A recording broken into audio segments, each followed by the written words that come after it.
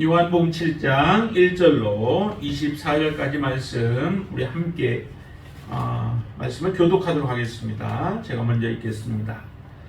그 후에 예수께서 갈릴리에서 다니시고 유대에서 다니려 아니하심은 유대인들이 죽이려 함이로라. 유대인들은 명절인 초막절이 가까우니라. 그 형제들이 예수께 이르되 당신이 행하는 일을 제자들도 보게 여기를 떠나 유대로 가소서. 스스로 나타나기를 구하면서 묻혀서 일하는 사람이 없나니 이 일을 행하려 하거든 자신을 세상에 나타내소서 하니 이는 형제들까지도 예수를 믿지 아니함이로라. 예수께서 이르시되 내 때는 아직 이르지 아니하였거니와 너희 때는 늘 준비되어 있느니라. 세상이 너희를 미워하지 아니하되 나를 미워하나니 이는 내가 세상의 일들을 악하다고 증언함이다. 너희는 명절에 올라가라. 내 때가 아직 차지 못하였으니 나는 이 명절에 아직 올라가지 아니하노라. 이 말을 하시고 갈릴리에 머물러 계시니라. 그 형제들이 명절에 올라간 후에 자기도 올라가시되 나타나지 않고 은밀히 가시니라. 명절 중에 유대인들이 예수를 찾으면서 그가 어디 있느냐 하고 예수에 대하여 무리 중에서 수군거림이 많아 어떤 사람은 좋은 사람이라 하며 어떤 사람은 아니라 무리를 미혹한다 하나 그러나 유대인들을 두려워함으로 드러나게 그에 대하여 말하는 자가 없더라. 이미 명절의 중간이 되어 예수께서 성전에 올라가서 가르치시니 유대인들이 놀랍게 여겨 이르되 이 사람은 배우지 아니할거늘 어떻게 그를 아느냐 하니 예수께서 대답하여 이르시되 내 교훈은 내 것이 아니요 나를 보내신 이의 것이니라. 사람이 하나님의 뜻을 행하려 하면 이 교훈이 하나님께부터 맞는지 내가 스스로 말하는지 알리라. 스스로 말하는 자는 자기 영광만 구하되 보내신 이의 영광을 구하는 자는 참되니 그 속에 불의가 없느니라. 모세가 너희에게 율법을 주지 아니하였느냐? 너희 중에 율법을 지키는 자가 없도다. 너희가 어찌하여 나를 죽이려 하느냐? 우리가 대답하되 당신은 귀신이 들렸도다. 누가 당신을 죽이려 하나이까? 예수께서 대답하여 이르시되 내가 한 가지 일을 행하매 너희가 다 이로 말미암아 이상히 여기는도다. 모세가 너희에게 할례를 행하였으니 그러나 할례는 모세에게서 난 것이 아니요 조상들에게서 난 것이라.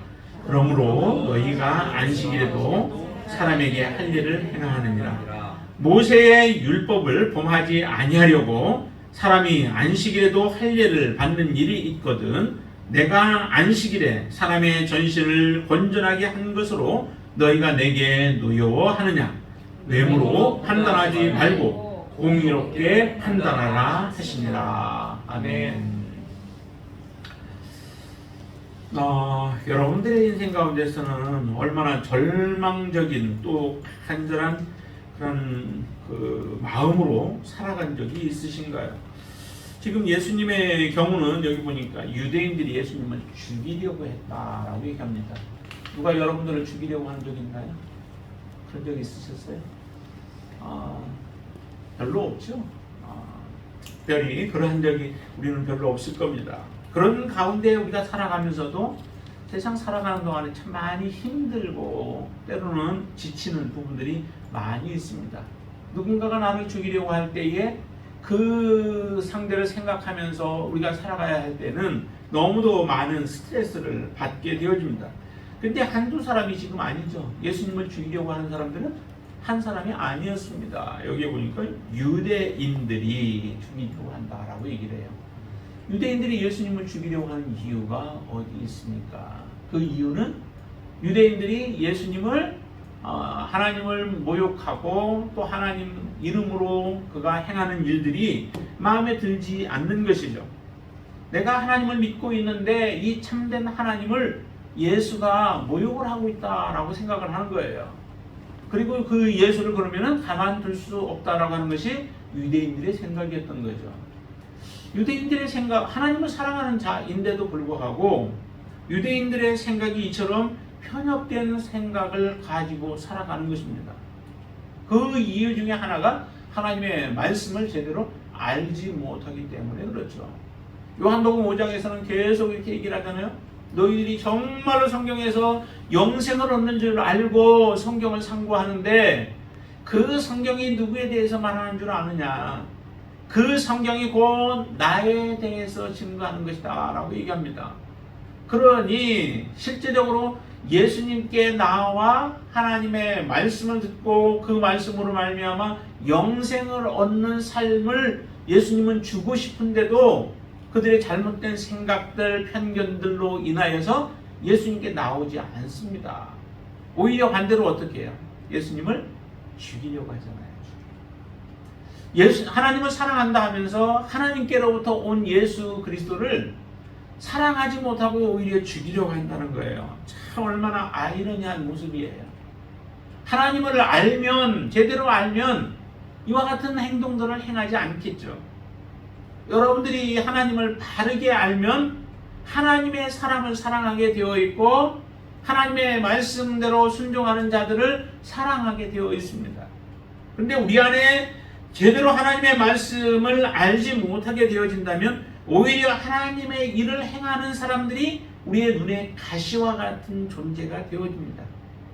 여러분들 마음속에 혹시라도 누군가를 미워하고 누군가에 대해서 저주하고 누군가에 대해서 우리가 참 힘들어하고 있는 분들이 있다면은 그 사람이 정말 어떤 사람인가라고 하는 것을 볼 뿐만 아니라 내가 어떤 사람인가라고 하는 것을 여러분들이 돌아보셔야만 합니다. 내가 하나님의 사람이면 정말 하나님의 사랑과 가까워질 수 있고 하나님의 사람을 우리는 사랑할 수 있게 되어지죠. 예수님의 제자들, 그 제자들이 하나님의 말씀 앞에 바르게 섰을 때 하나님의 말씀 붙잡고 예수님의 가르침을 따라서 순종하며 살아가는 사람이 되었습니다. 그러나 하나님의 말씀을 그들이 잊어버리고 하나님의 말씀을 그들이 등한히 여기며 살아가게 되어질 때는 예수님도 팔아버리려고 하는 또 예수님의 말씀에 불순종하며 살아가는 삶을 살아갈 수밖에 없습니다. 내가 어떤 사람인가라고 하는 것은 우리가 하나님을 어떻게 사랑하고 있는가라고 하는 것으로 우리의 자신을 분별할 수 있게 되어지죠. 이처럼 유대인들이 예수님을 죽이려고 하자 예수님께서는 그래서 여기에 보면 2절에 보면 명절인 초막절에라고 얘기를 하죠. 그것이 초막절이 가까웠다라고 얘기를 해요. 초막절이 뭔가요? 초막절은 초막을 짓고 그곳에서 이제 함께 이제 거하는 그런 시간이잖아요. 그래서 실질적으로 이 초막절에는 이스라엘 백성들이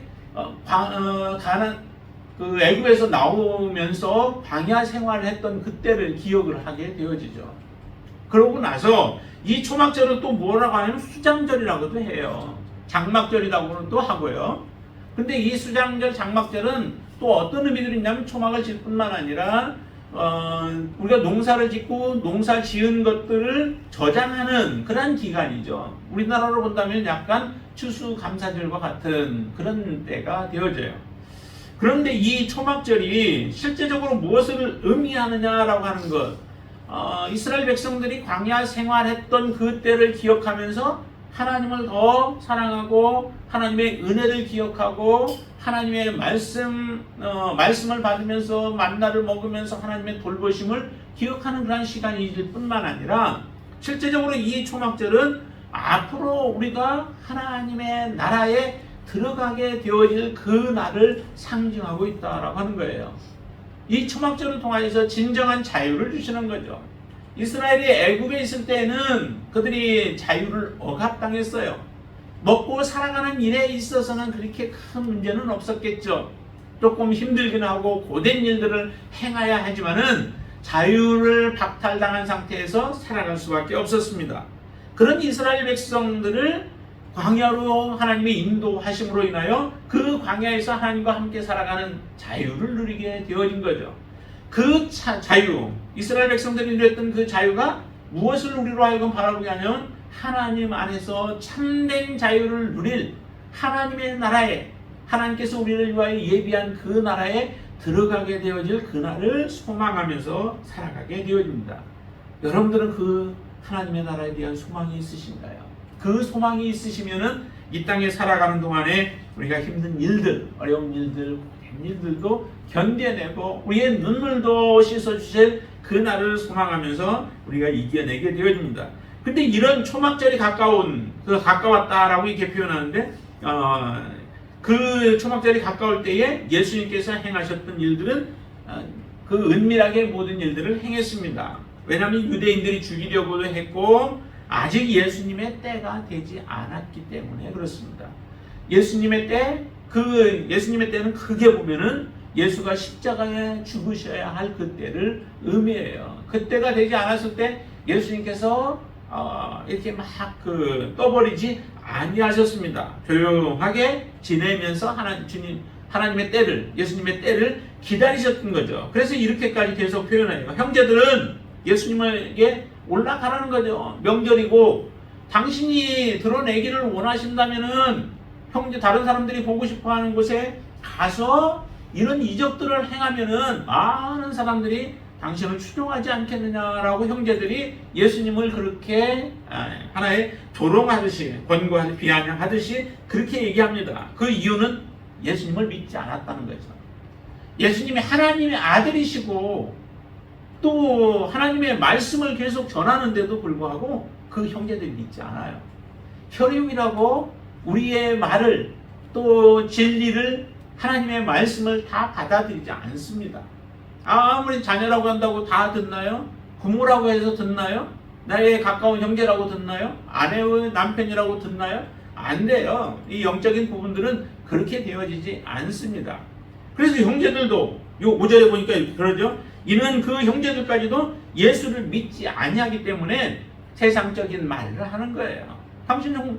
당신이 정말 다른 사람들에게 드러나고 싶으냐? 그럼 드러나고 싶다면 그곳에 가서 하라는 거예요. 예수님은 때를 기다리고 있는데 때를 사람들은 볼 줄을 모르는 거죠. 때를 볼 줄 모르고 알지도 못하고 그렇게 살아가고 있습니다. 그러시면서 예수님께서는 그 때를 기다리면서 올라가지 아니했다. 아직 8절 보시면 아직 올라가지 아니했다 해서 은밀하게 행하고 계세요. 근데 주님이 계속 그러고 계시지는 않죠. 안 올라갈 것처럼 그러셨는데 그 이후에 보면은 예수님이 올라가십니다. 자, 10절 말씀 같이 한번 볼까요? 그 형제들이 명절에 올라간 후에 자기도 올라가시되 나타내지 않고 은밀히 가시니라. 아직 막 드러내놓지 않았어요. 이게 바로 그 초막절 초반에 이루어지는 그 모습들이 초막절이 가까워졌을 때 그때 한 모습이죠. 그렇지만은 예수님은 그 다음에 보면은 예수님께서 이제 실질적으로 올라가서 가르치시는 일들을 행해요. 그 와중에도 사람들의 마음은 이런 마음들이 많이 있습니다. 두 마음들이죠. 12절 한번 보시면은 12절에 한번 보실까요? 거기에 보면은 어떤 사람들이냐면 어떤 사람은 예수님에 대해서 예수에 대하여 무리 중에서 수군거림이 많아. 어떤 사람은 예수님이 좋은 사람이라고 말하기도 하고요. 어떤 사람은 아니다. 무리를 미혹한다라고 얘기합니다. 이 미혹한다라고 하는 사람들이 예수님을 죽이려고 하는 사람들이겠죠. 사람들을 미혹하고 그렇기 때문에 예수님을 미워하면서 예수님을 어떻게 해서든 사람들을 미혹하지 못하도록 하기 위해서 여러 가지 방책을 강구하다가 결국 예수님을 죽이려고까지 하는 이런 일들을, 악한 일들을 저지르게 되어지죠. 실제적으로 이 사람들은 그것이 자기들이 악한 일이라고 생각 안 할 거예요. 세상 사람들에게 물어보세요. 일을 하고 있는 사람들에게 가서 물어보면은 다 자기들은 악한 일을 하지 않는다라고 대부분 그렇게 얘기할 거예요. 악한 일을 하고 있으면서도. 그러듯이 이 사람들은 자기는 의로운 일을 한다, 정당한 일을 한다라고 그렇게 주장합니다. 여러분들이 싸울 때 여러분들이 어떤 주장을 많이 하나요?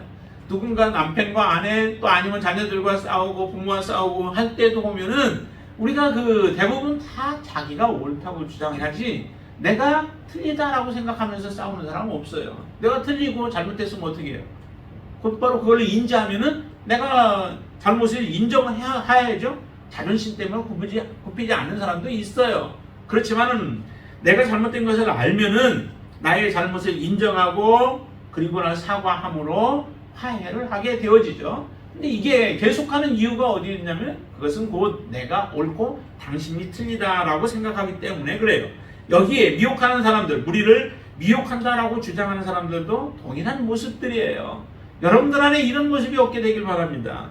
참된 진리로 바라보고 참된 가치관으로 바라보고 참된 그 기준으로 여러분들이 볼 수 있게 되길 바랍니다. 그 기준은 뭐냐면 하나님의 말씀으로 다시 돌아와야 돼요. 우리의 생각이 아무리 옳은 것 같아도요, 그 생각이 다 옳지 않아요. 사람의 어떤 것은 사람이 보기에는 그게 정직한 것 같고 옳은 것 같아도 하나님이 보실 때는 그렇지 않다라고 잠언에서 우리에게 말씀하잖아요. 그렇듯이 우리의 그 가치 판단은 하나님의 말씀으로 돌아와야 돼요. 내가 아무리 옳다라고 주장해도 하나님의 말씀에서 그게 아니야라고 딱 하면은 우리는 그것에 순종할 수 있어야 되죠. 하나님의 말씀은 진리입니다. 하나님의 말씀은 참된 것입니다. 하나님의 말씀은 그릇된 것이 없어요. 모든 것이 옳은 거예요. 그리고 하나님의 기준입니다. 그 기준에 따라서 우리가 모든 것들을 판단하고 또 그 기준에 따라서 우리는 행해야 되죠. 그게 바로 믿음의 사람이 해야 할 일들이에요. 우리의 가치관, 또 우리의 자존심, 우리의 고집, 우리의 생각 다 내려놔야 돼요. 그게 믿음의 사람이 가야 할 길입니다. 그렇기 때문에 힘들죠. 믿음의 길을 걸어가기가 그래서 쉽지 않은 거예요. 예수님을 믿고 영생을 얻는 것이 쉬운 것 같이 보이지만은 실제적으로 내 삶 속에 내 안에서 성령께서 우리를 인도해 주시지 않으면은 그 길은 걸어갈 수 없습니다. 우리가 세상적으로 여러 가지 받아온 교육이나 또 여러 가지 경험이나 이런 것들이 우리를 그 길로 하나님이 기뻐하시는 길로 가지 못하게 우리를 인도하기 때문에 성령께서 우리 안에 계시지 않는다면은 우리는 그 길을 가기가 참으로 어렵습니다. 어려운 길이고 갈 수 없게 되어지죠. 그래서 여러분들이 내 안에 온전히 성령을 모시고 믿음으로 살아가셔야만 돼요. 왜 성령을 모셔야 되느냐면은 예수님이 그러셨잖아요. 내가 가야 누가 와요? 성령을 보내겠다는 거죠. 내가 가지 않냐면은 너에게 유익이 되지 않는다는 거예요. 예수님이 죽으시고 나서 그 다음에 하나님에게로 가셔야 우리에게 성령을 보내셔서 그분이 우리를 영원토록 끝까지 우리를 지켜 보호해 주셔서 하나님의 영광을 드러내게 하십니다.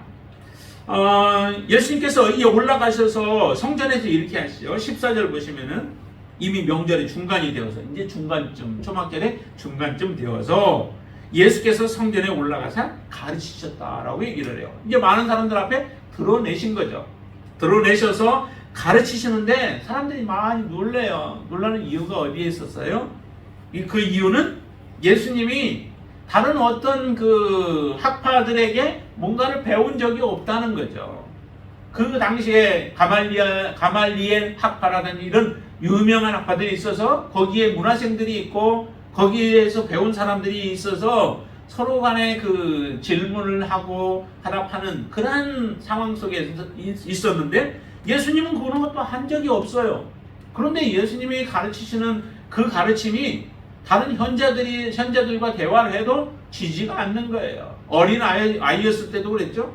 그러다 보니까 지금 더군다나 예수님은 이제 성인이 되어서 한 30세쯤 되어서 지금 이와 같은 일들을 하고 있는데 놀라는 거예요. 그 가르침이 일반 가르침과 다른 거예요. 권세가 있어요. 예수님의 가르침은 권세가 있고 사람들이 아무 말도 못할 만큼 예수님께서는 능력 있게 그 말씀들을 행하심으로 인해서 사람들이 놀랍니다. 자, 거기에 15절 말씀 한번 보시면은 유대인들이 놀랍게 여기이르되 이 사람은 배우지 아니하였거늘 어떻게 글을 아느냐? 어떻게 글을 아느냐? 그냥 글을 읽는 것 정도가 아니라 정말 모든 것을 파악하고 핵심을 파악하고 말하는 것이죠. 핵심을 파악하지 못하면 주절주절 우리가 말은 많이 해도 그게 의미가 없는 것들이죠. 그런데 예수님은 핵심을 찌르는 겁니다. 모든 것을 행할 때 그 핵심적인 말씀을 하시죠. 그러니까 사람들이 놀래요. 그때 예수님이 이렇게 말씀하시죠. 자, 우리 16절 같이 한번 읽습니다. 같이 읽습니다. 예수께서 대답하여 이르시되 내 교훈은 내 것이 아니요 나를 보내신 이의 것이니라 라고 말씀합니다. 지금 내 교훈, 예수님이 하시는 이 가르침은 내 것이 아니래요. 그럼 누구의 것일까요? 예수님 것이 아니면 예수님이 말씀하시는데 내 것이 아니래요. 그러면서 하시는 말씀이 나를 보내신 이의 것이래요. 또 사람들이 미워할 말을 하시죠. 그런데 이렇게 말하지 않을 수 없는 거예요. 예수님이 이렇게 말하지 않으면 그 자체가 뭐예요? 그게 거짓말이에요. 하나님이 보내서 하나님이 보여주셔서 하나님이 말씀을 주셔서 그 말씀을 하고 있는데 사람들을 기쁘게 하기 위해서 내가 이것이 나의 말이다 라고 한다면은 그것은 거짓말이죠. 주님이 그런 말을 할 수가 없는 거죠. 사람들은 그러나 이것이 오히려 예수님이 참남된 말들을 행한다 라고 예수님을 그렇게 몰아붙이게 되어지는 이유이기도 하죠. 그러면서 더 덧붙여서 말씀합니다. 사람이 하나님의 뜻을 행하려면 이 교훈이 하나님께로부터 왔는지 내가 스스로 말함인지 알리라 라고 얘기합니다. 다시 말하면 분별할 수 있어야 된다는 거죠. 무엇이 옳고 그른지 무엇이 하나님의 뜻인지 아닌지를 분별할 수 있어야 돼요. 특별히 하나님께로부터 온 말인지 아닌지를 분별해야 된다는 거죠. 무조건 듣는다고 여러분들이 다 아멘으로 받으셔서는 안 된다는 거예요. 제가 말하는 것들 가운데도 하나님의 말씀과 어긋나는 것이 있으면 아멘으로 받으셔서는 안 돼요. 그거는 하나님이 이렇게 말씀하셨는데 그러니까 여러분들이 공부를 성경 말씀을 더 많이 보아야 되죠. 보아야 되고 아셔야만 돼요. 그래야만 제 말이 무엇이 잘못됐는가 그런 것들을 판별할 수 있게 되어지죠. 여기 분명히 말씀하잖아요. 이 교훈이 하나님께로부터 왔는지 예수님 스스로 그냥 말하는 것인지 그것을 알 것이다 라고 말씀합니다. 근데 우리가 알지 못하면 모든 것을 다 그냥 수용해서 그것이 진리인 것처럼 받아들이게 되어지죠. 그러니까 거르지는 못하는 거예요. 거르는 기능을 행하지 못하게 되어지면 결국 그 사람과 함께 망하게 되어 있습니다. 맹인이 맹인을 인도하면 어떻게 된다고요? 맹인을 인도하면 어떻게 돼요? 가다가 같이 넘어지고 같이 구덩이에 빠지게 되고 참 볼만하겠죠. 그런 모습들이 되어진다는 거예요. 그래서 여러분들도 분별할 수 있는 지혜가 있어야 돼요. 그리고 하나님의 사람들은 그렇게 할 수 있게 우리 안에서 또한 성령께서 여러분들의 마음을 감동하실 줄로 믿습니다. 그런 감동하심으로 늘 충만케 되어지길 바랍니다. 거기 18절 보시면 또 이렇게 말씀합니다. 스스로 말하는 자는 자기 영광만 구하되 보내신 이의 영광을 구하는 자는 참되니 그 속에 불의가 없느니라. 자기 영광을 구하는 사람인가 아니면은 보내신 이의 영광을 구하는가? 여러분들의 삶이 정말 여러분들의 영광을 위해서 살아가는가 아니면 하나님의 영광을 위해서 살아가는가? 내가 일하는 것이 하나님의 영광을 위하여 하는가 아니면 나의 자신을 위하여서 하는 것인가? 내가 무슨 말을 하는 것이 하나님의 영광인가? 영광 때문에 내가 이렇게 말하는가? 아니면 나 자신을 좀 챙기기 위해서 나의 유익을 위해서 내가 이렇게 말하는 것인가? 라고 하는 것들을 항상 살펴보셔야 된다는 거죠.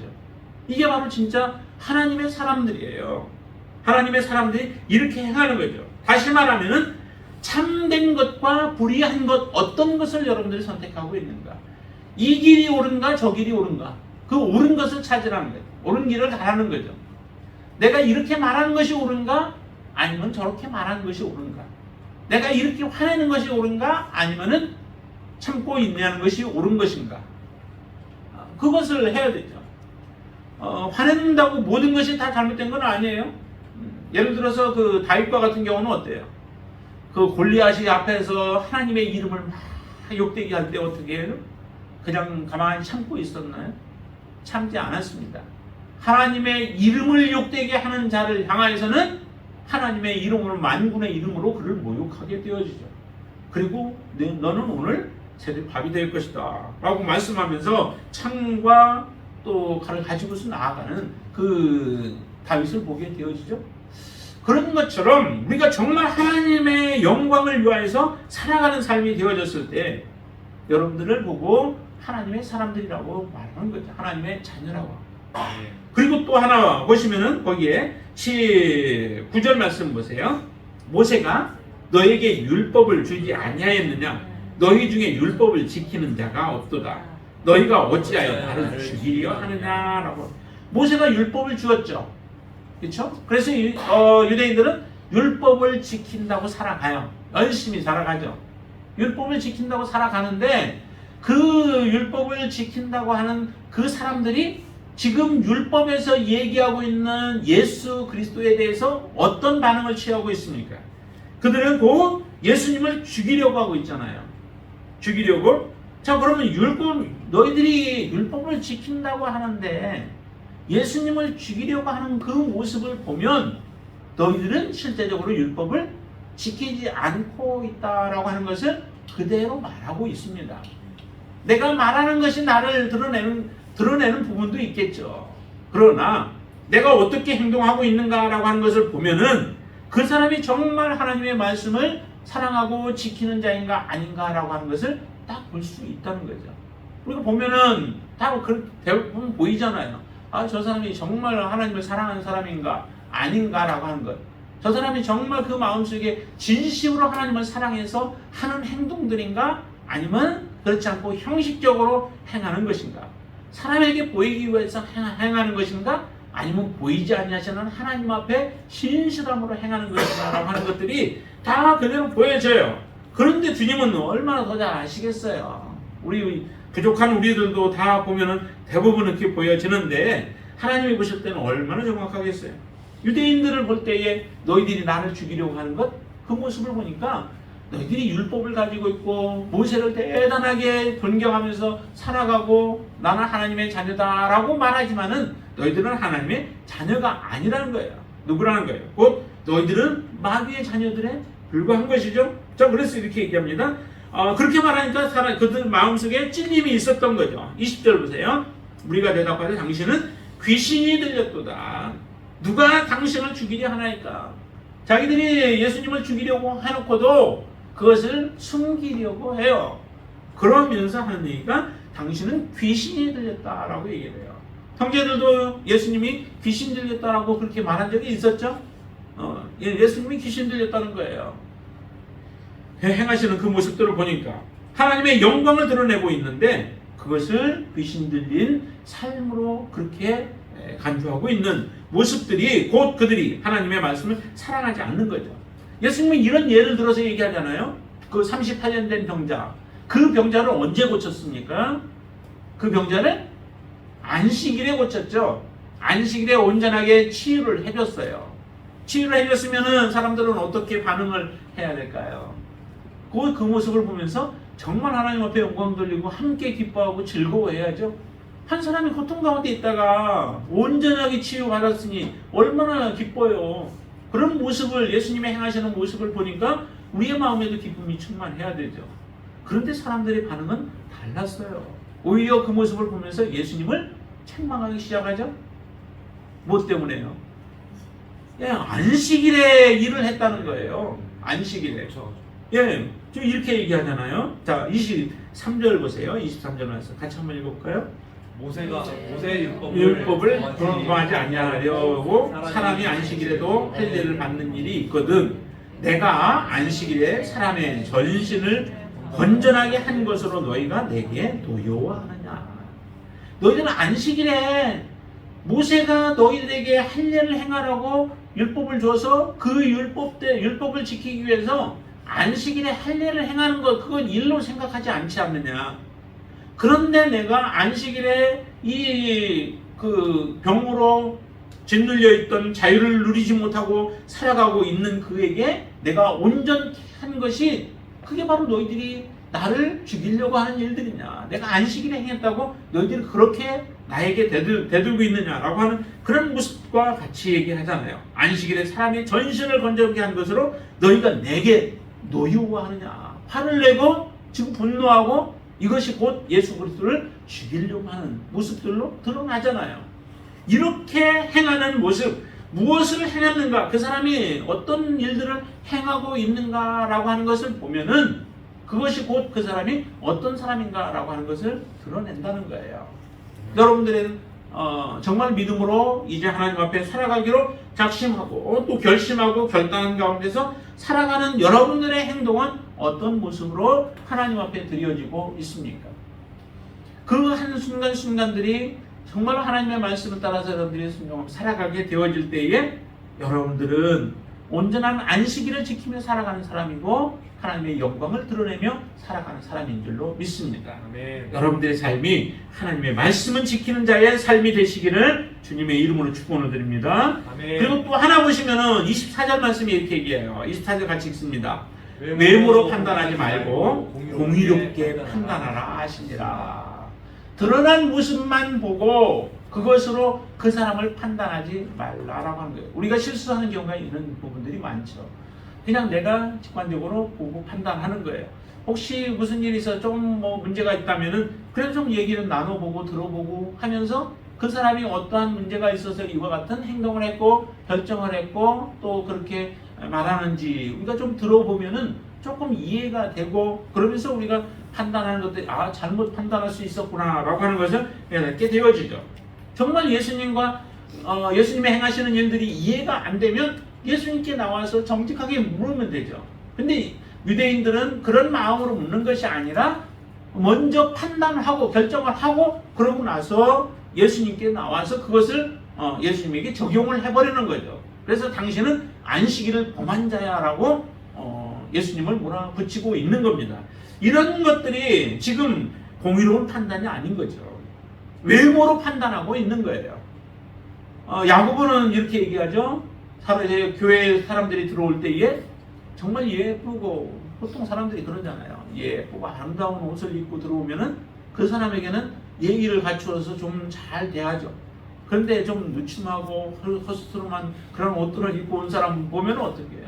우리가 좀 외면하고 아니면 막대하고 그런 경우들이 있잖아요.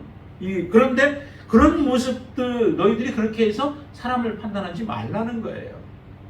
이곳에 오는 사람들 정말 술 취하고 들어오는 사람들 이런 사람들은 그럴 수도 있죠. 그렇지만은 그들까지도 우리가 보면서 대하게 되어질 때 하나님은 어떻게 하실지 모르잖아요.